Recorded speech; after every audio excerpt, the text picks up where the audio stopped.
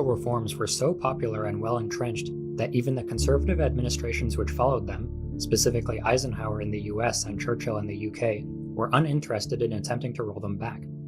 However, the conservative business elite viewed their unambitious leaders with disdain and sought out neoliberal scholars such as Hayek to devise a way to fight government interventionism and regain their control over labor. Through their collaboration, they created a potent stream of economic propaganda that flowed into the radical grassroots activism building against the conservative establishment. This was the era of Joseph McCarthy, the John Birch Society, Wallace and Goldwater, all of whom were attempting to resist the many societal transformations taking place in the post-war era.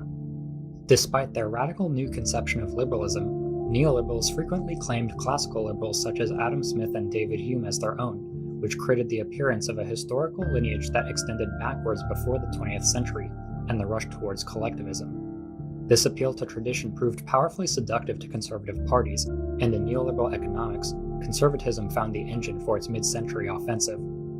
Though it required a fusion with the new conservative priorities, such as stalwart anti-communism, reverence for Judeo-Christian teachings, opposition to civil rights for non-white persons, heteronormative and patriarchal family structures, and anti-immigrant sentiment,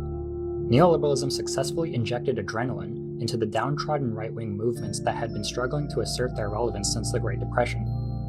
Eventually, decades later, the combination of apocalyptic Cold War paranoia and tenacious economic stagflation created a sufficient crisis for conservatives armed with neoliberal tools to present a binary political choice between free market and in fact neoliberal capitalism and totalitarian communism, with no room for any form of embedded liberal capitalism in between. This led to massive electoral victories at the very end of the 1970s, when the post-war consensus was finally collapsing.